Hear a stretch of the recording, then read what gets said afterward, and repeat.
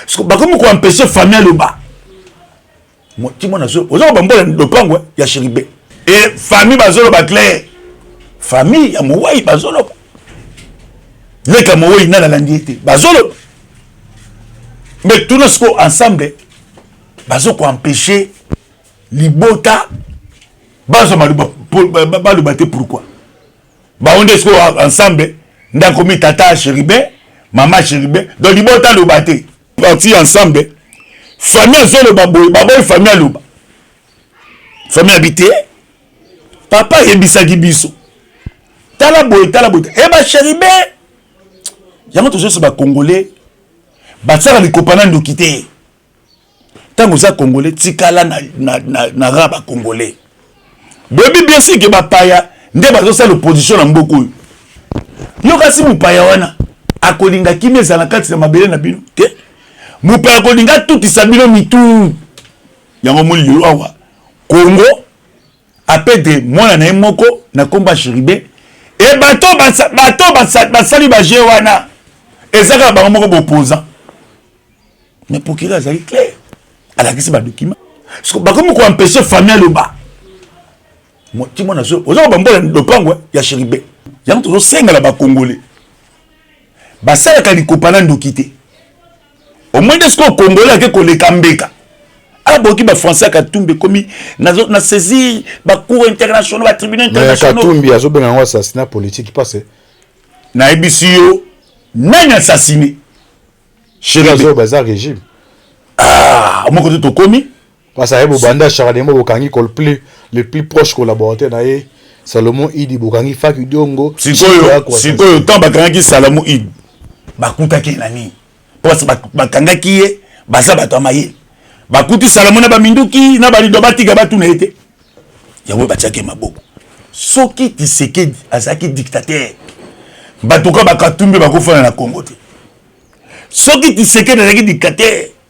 batu lokola bakabila et basé belé mais Tshisekedi na mission nzamba pesi ye ya ko unir tout le monde nde mission nzamba pesi yango mais soki bile bozo ko sa biloko na bino moko ya moins de confusion so bon parce que lui ya Chéribé ils ont reconnu par tout le monde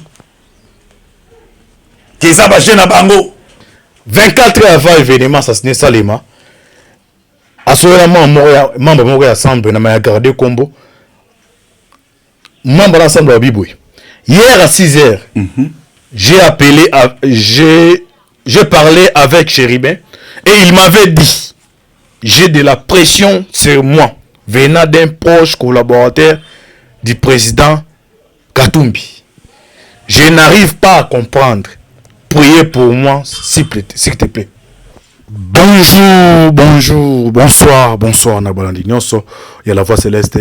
Mbote na bino mbote bozali ebele partout dans le monde bozola na biso par la voie internaute au niveau États-Unis na moni passer ça mwanga nzamba pambola yo siwa mbanja antibala fête anniversaire na et na ozela ba cadeau na bino mama Fatou na Suède bozana Asie Océanie en Afrique sans oublier en République démocratique du Congo. C'est toujours votre serviteur Moïse Kantiba Nemiso Bolingaka. Tout le bateau, automation ko pesa bino ba. Actualité politique en temps réel boyeba toza wapi tozo kende wapi. Tokosuka wapi. Merci ndeko c'est ma caméra. John Moboki Bende ndeko Alvi Berle signature système boko la fitima de Massarande to ba toujours. Lola za ofuta c'est motokoloba. Zambé abotoko zoe lisusu. Wapi. Vous priez makasi pour la RDC. Vous priez pour la biso, vous savez que vous priez pour la bande de Bazana STA. Mboka na biso. Ndeko to sina konta biso na bino. Biso za bangolo na kati ya maya. Chaque fois to mana mokile za pona ko pesa bino ba information zo na kati ya maya. Ba information za nini ezali ba révélation troublante o bino boye baraté. À travers biso to metozo angol du temps ko informer bino pour na boza l'informer en temps réel. De Chébéa à Chéribé Okende. Qui a assassiné Chéribé Okende? Ba révélation continue toujours tomber pour assassiner chez Chéribé Okende wazalaki ministre honoraire sortant na oza député na soza pe porte-parole ensemble Katumbi ya Kinshasa ba révélation connaît toujours ko tomber naki assassiné Cheribo Okende Katumbi au senga États-Unis France va s'en impliquer dans l'enquête aza prêt à tiembo manger qu'est-ce qui va se passer après assassinat ya Chebea lobby tension za ki mamuki na niveau ya siège ensemble na Kinshasa au Jacques Ndala aza président jeunesse ensemble azaki ozari mais ba relâché nazanga moroté surtout ça même langage en bouki bendi tout ça na koko tout ça décryptage actualité Koko bonjour. Oui bonjour Antibat bonjour. Bonne santé.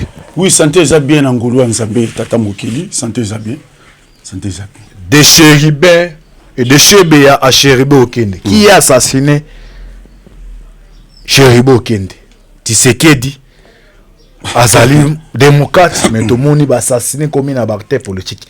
Les États-Unis ont besoin de baquette. 5 ans besoin de baquette. Katumbi n'est aussi l'émission Azali na Kinshasa.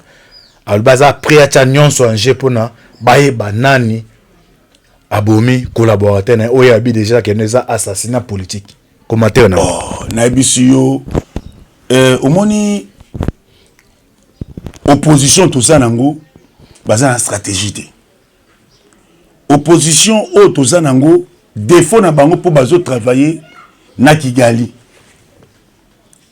Quand l'opposition est zani, il faut balanda bayeba. Bakatumbi après ko uta réunion na bango na Kashamata. Ba décision bazwaki batikala ko bisango mutute. Ba silisi réunion délégation ya ba Rwandais o yaki bazur décision wana bakena ona Kigali ba traité. Batali tozo luka pa tous les moyens Kinshasa ayo kabiso. Pour ce monde Katumbi aux États-Unis ake bodo azoluka Kinshasa yoka. Parce que Katumbi ensemble mobimba no baka doki recoupement bango ya lamuka bazolinga maponamité. Alors, le quoi bazolinga maponamité, il faut passer la sabotage moko grave. Mais liwa ya ndeko na biso Chéribé. Heureuse mémoire. Bandeko ba congolais bakende ko kote na balisanga ba étranger. Et maintenant ba étranger wana bangonde ba komisko ko sacrifier ba congolais. Donc en vrai dit tout beta match fesse Congo na fesse ba paya. Mazaï convoqué na cour constitutionnelle ndeko. Oui. Même modis opérant de Saïm na Chebea, même modis opérant de Saïm na Chebea. Mazaï convoqué na cour, on va pas non. Cour a sali musala. Yenda komeli cour. Qui n'a pas l'empêcher boy. Cour pas yoki. Cour a yoki, ça va pour misati. Quand un mouton a qui copie sa document, esquisse. N'a pas qu'on informer cour. Garde de corps. Garde de corps. Sco. Bolé cour a sali. Cour a bino. Vous avez information. Il y a une opération information. Donc, en vrai dire, les alliés le Congo préparer nos positions pour la freiner d'abord processus de francophonie, pour créer un foyer de tension. Le quoi quand même ça monte élection les alliés de photo Luka Mobulu. Et Mobulu on va ça là. Et celui qui a pas Chéribé bakobomana nde bazawana pour quand ça m'a qui balingi qui chasse kota na moto. Quand ça n'a pas ngwana et ba komi ko se sacrifier bango moko yango to senga la ba congolais ba sala ka likopana ndokité au moins de ce que congolais ke ko le kambeka aboki ba français Katumbi komi na saisir ba cour international ba tribunal international Katumbi azobenga ngo assassinat politique passé na ebisiyo nani assassiné chez le bazar régime moko to komi parce que banda charademo bokangi le plus proche collaborateur na Salomon Idi bokangi Faki Diongo sikoyo temps bakangaki Salomon Idi bakutaki nani parce bakangaki ye baza bato amaye bakuti Salomon na baminduki na balido batiga batu na ete yango batiaki maboko Tout ça kaka na dossier à et nabika quand yango ya to bozi berti pour déjà omoni oyo so bango ba sala ote to sengi na ba nini to sengi na France États-Unis to sengi na nini donc batu ba créer lokoyo ezali bloc ya bato baza sima na bango bato baza sima na bango ba wande ko profiter na bomengo ya Congo tant bon bazaki na ba fonction et maintenant les lots ba fonction te nde basali recours na bato baza sima na bango na koyebisa bango boye koto tiseke na bloquer biso aboko ka biso koto pe ka di maucha biso procès to ki na élection to sani nde ba mettre na bango ba pesi bango di kanskino bon banda so ko luka ba tête ba figure quand c'est ça gini o bango ba sali so ba bomi Chéribin mobule kobima tala siko moni parti ensemble famille zolo baboy famille aloba famille habité papa yebisaki biso tala boy e ba Chéribin yango toujours se ba congolais ba tsara likopana ndokité tango za congolais tikala na raba congolais bebi bien sûr que ba paya nde bazo sa l'opposition na mboko yo kasi mupaya wana akolinga kimia za na kati na mabele na bino te mupaya akolinga tuti sabino mitu yango moli lwa Congo apede mwana na moko na komba Chéribin e bato basali ba je wana ezaka ba moko opposant mais pour qu'il azali clair ala kisi ba document ala kisi ba accusé de réception habito suka kina ba 16h attendi nde copie pas chauffeur copie biso to ya no lié mais toujours les mêmes personnes là ndaye ote na ote so bazala na ndengeni ote na ye ba isi biso non yango mon justice lokola Katumbi a saisir na France ba français ba tuna bon na les États-Unis parce que tu peux les États-Unis on a konuka ba lobbying bato bako créer mobulu na Congo pour élection za te toyebi carte na ba baza bana ba omela pema ba kei justice atia maboko batika justice congolaise asala musala auguste le motema be komini régime ya Tshisekedi comme quoi assassiner soko tali pena na kibo moto boye to mengi ko manyola soki Tshisekedi azaki dictateur bato ka bakatumbe bakofana na Congo te soki Tshisekedi azaki dictateur bato lokola bakabila e base belé mais Tshisekedi na mission nzamba pesi ye ya kounir tout le monde nde mission nzamba pesi yango wana mais soki bino bozo ko sa biloko na bino moko ya moins de confusion so bon parce que lui ya Chéribin ils ont reconnu par tout le monde qu'ils a bâché na bango et famille bazolo ba clair famille ya Mouai bazolo le ka Mouai na la landiete bazolo mais tout nos ensemble bazo ko empêcher libota bazo malu baté pourquoi ba on est ensemble ndako mi tata Chéribin maman Chéribin donc libota lo baté ils a bâché moko bana bâché d'enfant donc biso tozali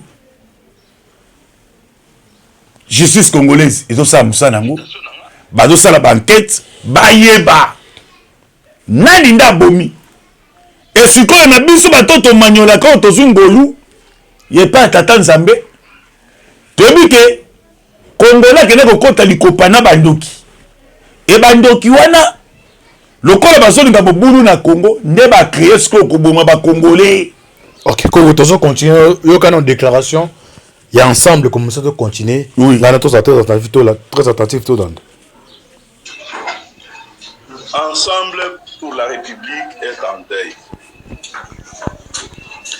L'honorable Chéribin Okende Senga, député national en fonction, porte-parole de notre parti et ministre honoraire du gouvernement de la République, enlevé hier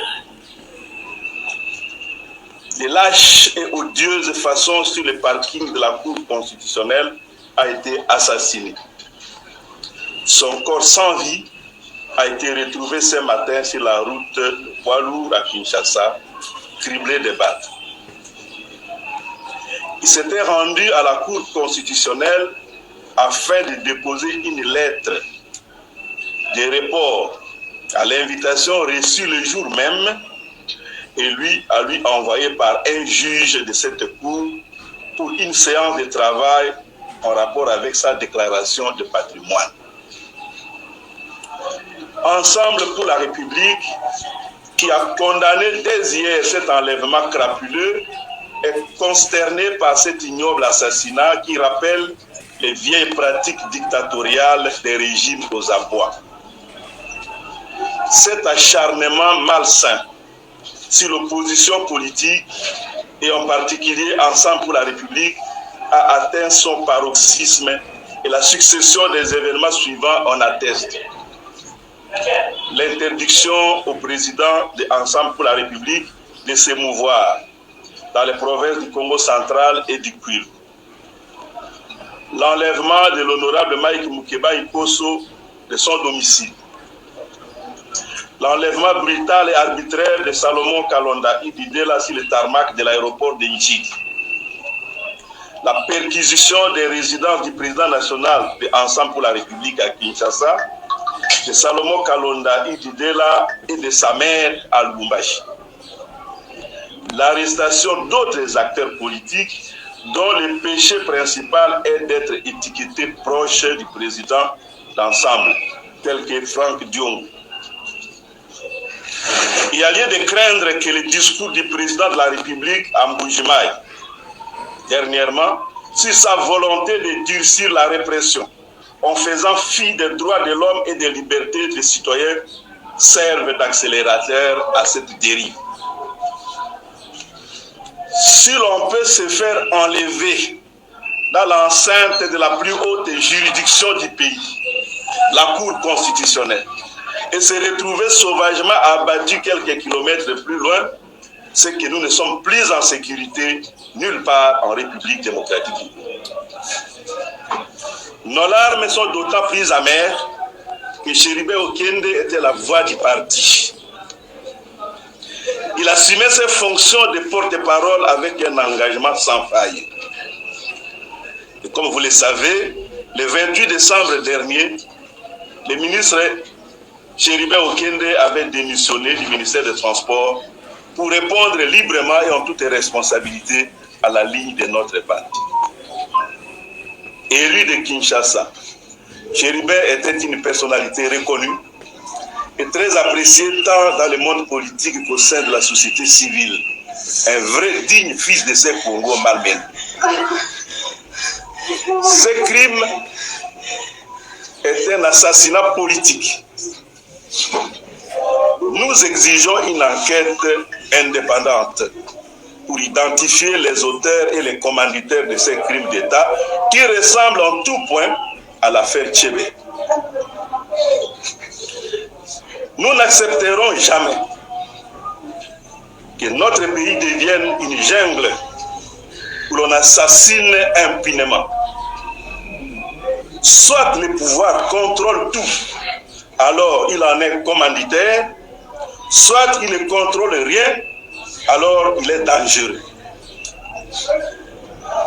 Mobilisons-nous d'abord pour rendre un hommage digne à notre frère Chéribé Okende.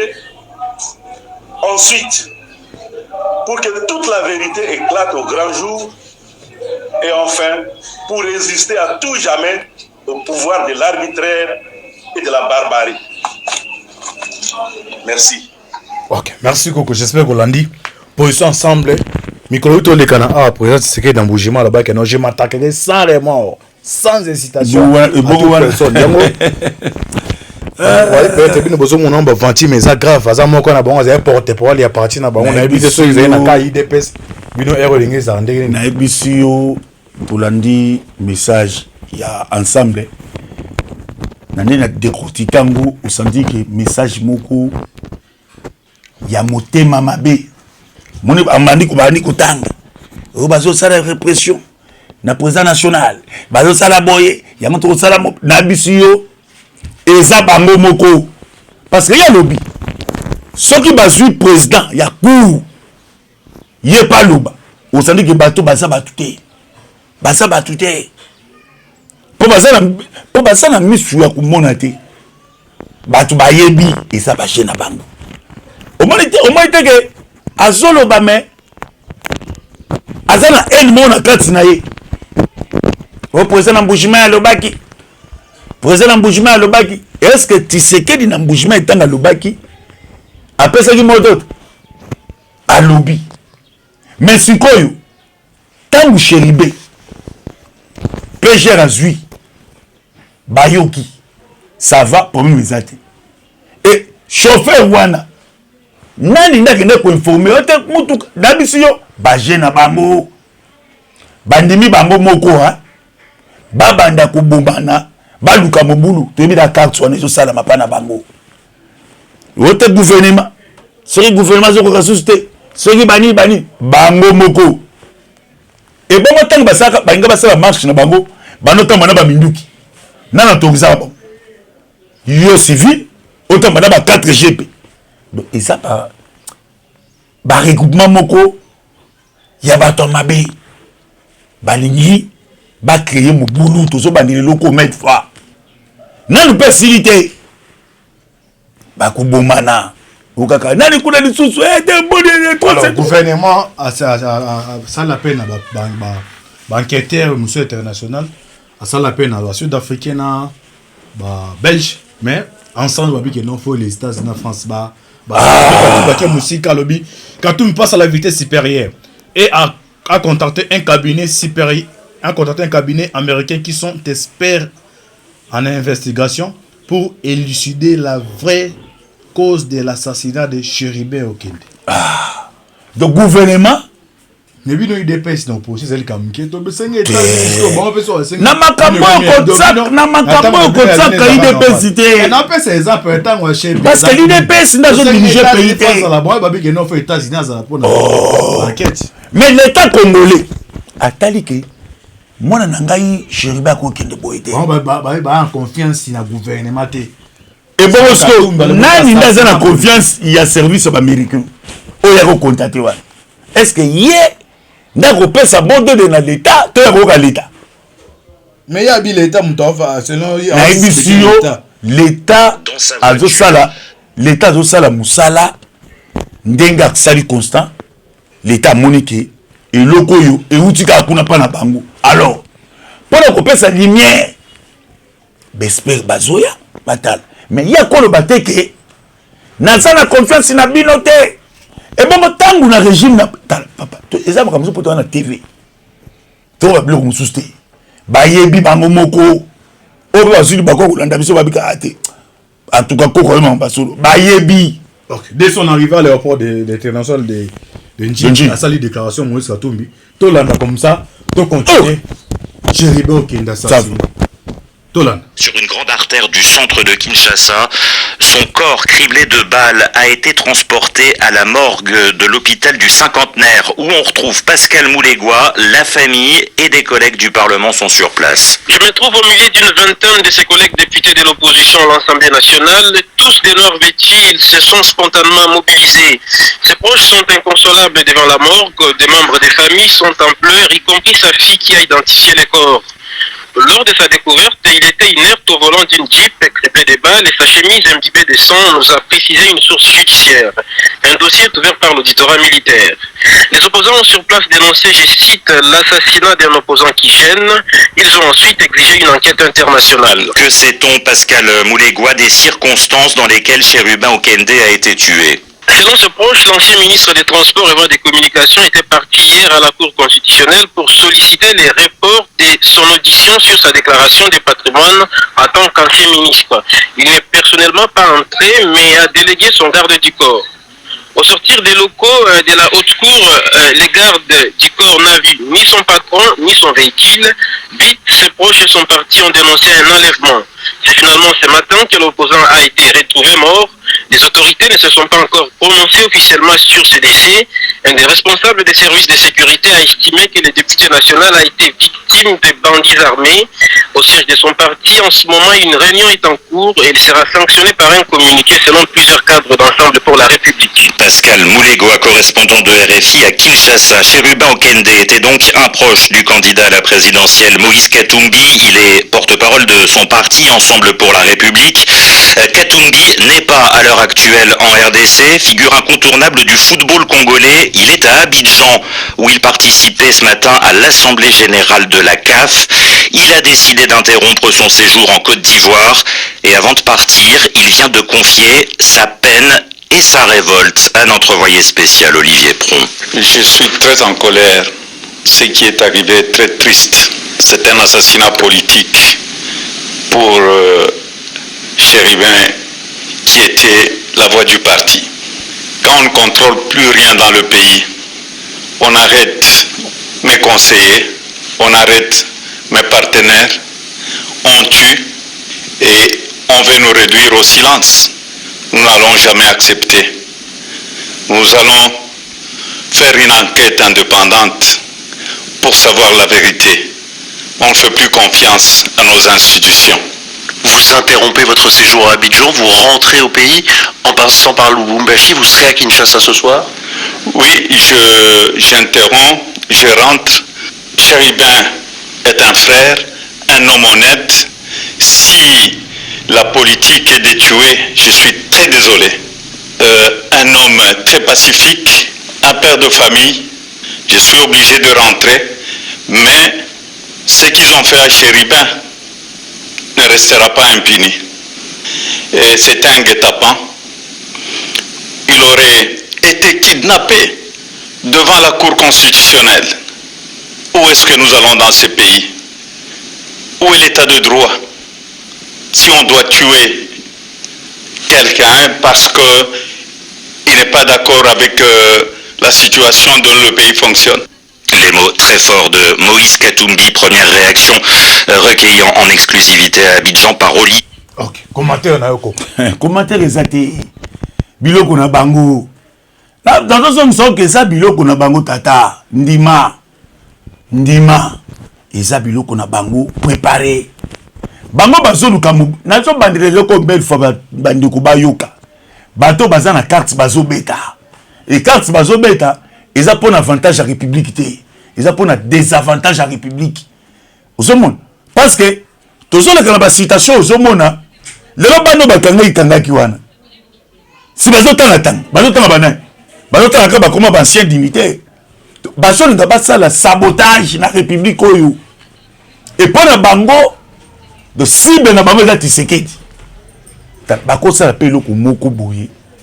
Ba yepe ya système ya sabotage. Pour na nini? To bebisaka makambo nyonso. So to sali ndengwa to bebisi et ko sala bien. Kasta bango ngwana. Que to sala. Talaka lo wa beti na kura suka. Mais so tuni ba juge. Baba no. Biso pe to za informé. To za informé ba juge sa biso.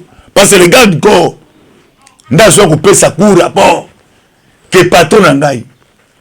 Banda eza bakambo yo préparer déjà na bango moko na bato batasi le terrain nazo bandile loko yo nazo eba Paul Gaga Malubi alobaka na Kigali ya place ko bundeza te to amuke Rwanda amuke to bunda bitumba na Congo yo aussi na contexte na lobelaki si makambo ya ndeko mobanda parce que ça na biso ba congolais to fongola miso parce que biso beto monique Cherubin Okende asa congolais to boité divergence politique causale to moi que non oh il faut l'état asala ba caisse ndé l'état la bi bazo benga bespère mais to so boy ndé siko bango ba koma ko kele ba contexte moko oh tamoni to bi que baza étranger bazo préparer makamba mabe pour na mboko il faut que biso ba congomani to telema to dénoncer ndé to so ko dénoncer bango boy analyse ne osala pona audio rolela ya mwana na oyo ba musuba ba ke non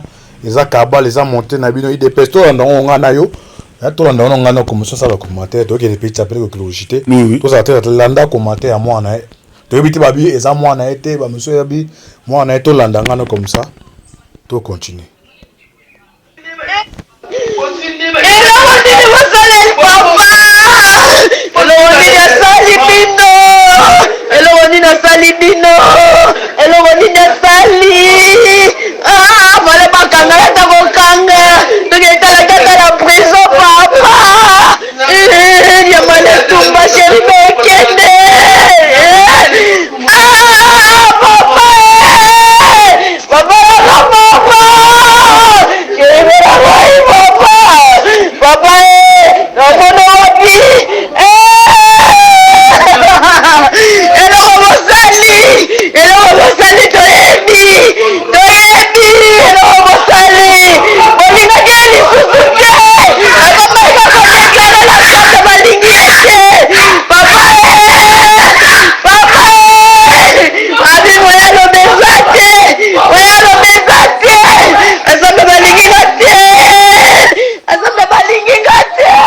moi on a zo ba ensemble balingi. Alors on a tombé de là-bas toujours on a zango na kati ya mai. 24 heures avant l'événement ça se Salema. Assurément membre moko ya ensemble na ma garder combo. Membre d'ensemble à Biboui. Hier à 6h, j'ai parlé avec Chéribin et il m'avait dit j'ai de la pression sur moi venant d'un proche collaborateur du président Katumbi. Je n'arrive pas à comprendre. Priez pour moi s'il te plaît. Commentaire na yo monde de la fin toka bwana posa. Bon que venir c'est déjà minute comme na soupe. Bisio biso toyebi.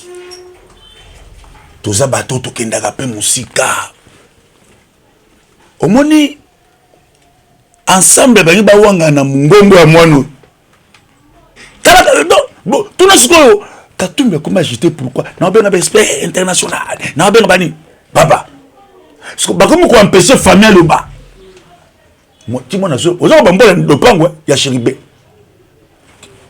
Ayebisi bana. Baligenga lisusu te. Na biso ke bande ko na biso ba congolais ba kende ko kota na lisanga ya bandoki. Et ba vieille démon wana ba se décider boya partir ka Kashamata. Ba ko banda ko éliminer kaka na ba classe politique na bango wana. Po ba créer mobulu. Ba créer mobulu. Moi na yo alobi, poche alobi, te mo alobi clair. Proche ya président zo na zo baté. Eza ba jeune bango. Yo zela to saka na kati ya Congo justice. O fongoli miso enquête de sala moyo. Okoyoka. Pe to sala na justice. Défaut pe justice na miso eza tango bokangi muto batangi bongo. Boko bomba et pourquoi? Pour ba konta na bato basali ba déclaration le compte ensemble. Papa batangi on va doyer commenter. Yazali ancien boye moito ben sezate mobeko li konje lobi biloko nde bato bakoma na kanzangwana mais toyebi ke kolela elenge oyo ya mwana mwasi oyo elobi ebe comprendre biso toyebi lokwa TV Zangonga lokwa bobengisa biso to partager na bandeko to kopesa numéro tension to kobenga koko osuka place mais to biso ke TV Zangonga edi na bilo isa biso bien plus 243 84 40 69 461 84 40 69 461. Merci. Okay, merci on a to gomi na souka émission na biso. Jean Pambola Bino, c'était toujours votre humble serviteur Moïse Moaka. Affaire à suivre. Ciao. Salide moi to BBC et ko sala bien. Cast bango ngwana. Que to sala. Talaka lo wa beti na kura souka. Mais so tuni ba juge. Baba no. Biso pe toza informé. Toza informé ba joisa biso. Parce que les gars du corps ndazo ko pesa cour rapport que patron na ngai. Banda eza ba kamboyo préparer déjà na bango moko. Na bato batsa sur le terrain. Nazo bandele loko yo. Nazo eba Paul Gaga Malobri alobaka na Kigali ya place ko bundeza te to amuke roi de amuke. To bunda bitumba na Congo. Yo aussi na contexte na lobelaki. Si makambo ya ndeko mobanda. Parce que nous sommes na biso ba congolais. To fongola miso parce que biso be to monique Chéribé okeni. Asa congolais. To boité divergence politique cause. To monique non. Oh il faut l'état. Asa la banque c'est l'état la bi. Bazo benga bespé. Mais to so boy ndé siko bango ba koma ko kele ba contexte moko. Oh ta moni. To bi ke baza étranger bazo préparer makamba mabe po na mboko. Il faut que biso ba kongomani to telema to dénoncer nde to ko dénoncer bango boy. Analyse no sala pona audio rolela ya mwana na oyo ba musu ba ke non eza kaba les a monté na bino ide pesto ndongo ngana yo ya to ndongo ngana ko musu sala commentaire to ke les petits appels ko logité to ça te landa commentaire ya mwana to biti babi eza mwana ete ba musu ya bi mwana to landa ngana comme ça to continue.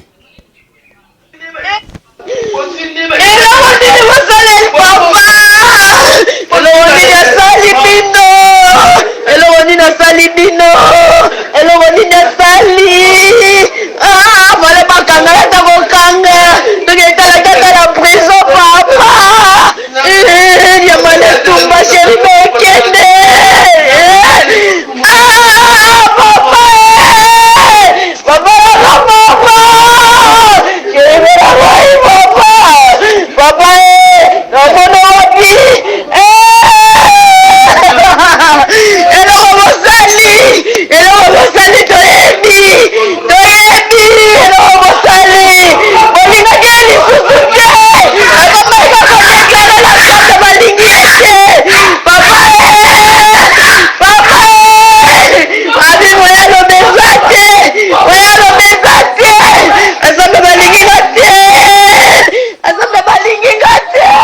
moi on a zo ba ensemble ba lingité. Alors on a tombé de là-bas toujours on a zango na kati ya mai.